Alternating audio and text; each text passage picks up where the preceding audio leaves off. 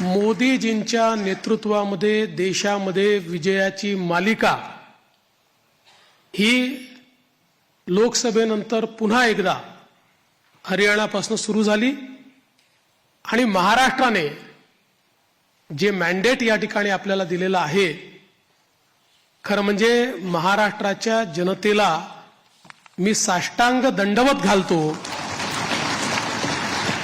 अशा प्रकारचं मॅन्डेट महाराष्ट्राच्या जनतेने आपल्याला दिलेलं आहे।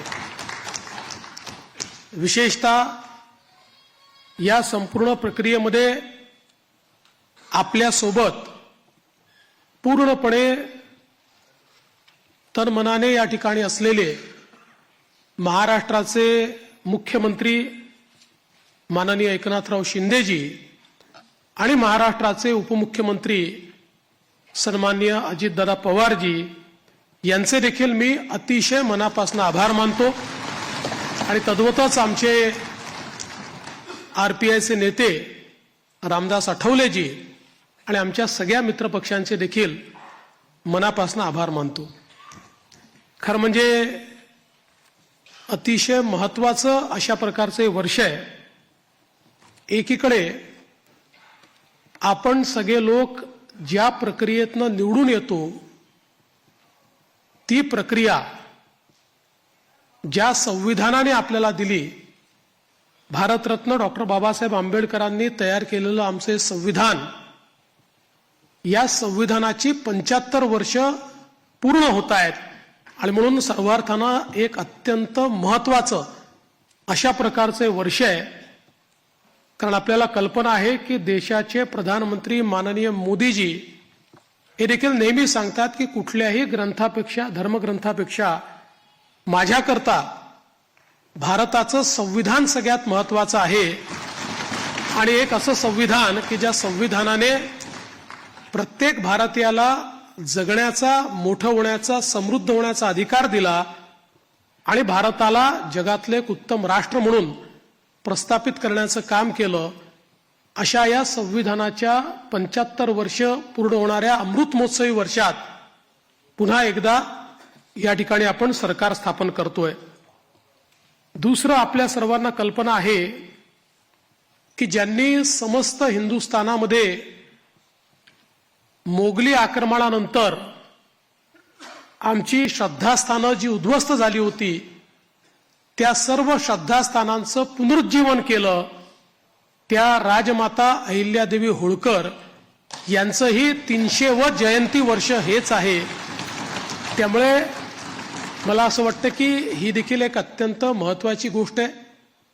त्यासोबत ज्यांनी इंग्रजांच्या विरुद्ध जल, जमीन आणि जंगल वाचवण्याचा लढा उभारला आणि खऱ्या अर्थानं इंग्रजांना सळो की पळो करून सोडलं, ते भगवान बिरसा मुंडा यांचीही 125वी जयंतीचं हे वर्ष या ठिकाणी आपण साजरं करतोय।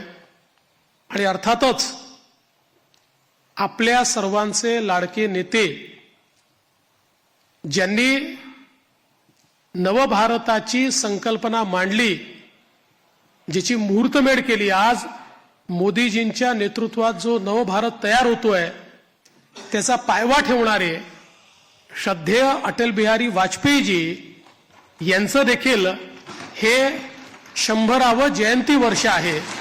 त्यामुळे अशा या अत्यंत महत्त्वपूर्ण वर्षामध्ये महाराष्ट्राच्या जनतेने ही सगळी जबाबदारी आज महायुतीवर या ठिकाणी सोपवलेली आहे। खरं म्हणजे इतका मोठा जनादेश हा आपल्याला या ठिकाणी जनतेने दिलेला आहे की या जनादेशातून मी एवढंच म्हणेन की आनंद आहे, पण त्याहीपेक्षा जबाबदारी आपली वाढलेली आहे। प्रचंड मोठी जबाबदारीची जाणीव करून देणारा अशा प्रकारचा जनादेश हा जनतेने आपल्याला दिलेला आहे। आणि विशेषतः आपल्या लाडक्या बहिणी असतील, आपले लाडके भाऊ असतील, आपले लाडके शेतकरी असतील, आपले लाडके युवा असतील, या सगळ्यांनी आणि समाजातल्या दलित, वंचित, ओबीसी, आदिवासी सगळ्यांनी जो जनादेश आपल्याला दिलेला आहे त्या जनादेशाचा सन्मान राखण्याचं काम हे आपल्याला करावं लागणार आहे. आणि म्हणून निश्चितपणे आपली प्राथमिकता आपण सुरू केलेल्या योजना आणि आपण दिलेली आश्वासनं ही पूर्ण करणं याच्याकडे आपली प्राथमिकता तर असेलच, पण त्यासोबत महाराष्ट्राला पुढे नेण्याकरता महाराष्ट्राला सर्व आघाड्यांवर पहिल्या क्रमांकावर आणण्याकरता आपल्या सर्वांना या ठिकाणी सातत्याने कार्यरत राहायचं आहे. आपल्याला कल्पना आहे की 2019 साली देखील जनतेचा कौल आपल्याला मिळाला होता. दुर्दैवाने जनतेचा जो कौल होता तो हिसकावून घेण्यात आला आणि जनतेसोबत एक प्रकारे बेईमानी त्या काळामध्ये झाली. मी काही त्या इतिहासामध्ये जाऊ इच्छित नाही, एक नवीन सुरुवात आपण करतोय, पण या गोष्टीचा निश्चित उल्लेख करेन की सुरुवातीच्या 2.5 वर्षामध्ये ज्या प्रकारे वेगवेगळ्या पद्धतीनं आपल्याला त्रास देण्यात आला, आपल्या आमदारांना त्रास देण्यात आला, नेत्यांना त्रास देण्यात आला, अशाही परिस्थितीमध्ये मला या गोष्टीचा अभिमान आहे की 2.5 वर्षात एकही आमदार आपल्याला सोडून गेला नाही.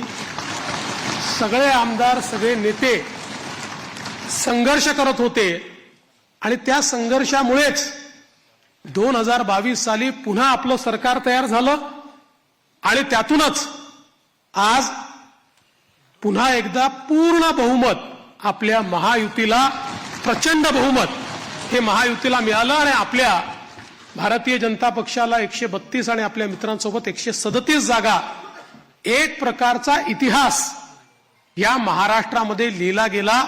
हा इतिहास मला असं वाटतं की अभूतपूर्व अशा प्रकारचा आहे.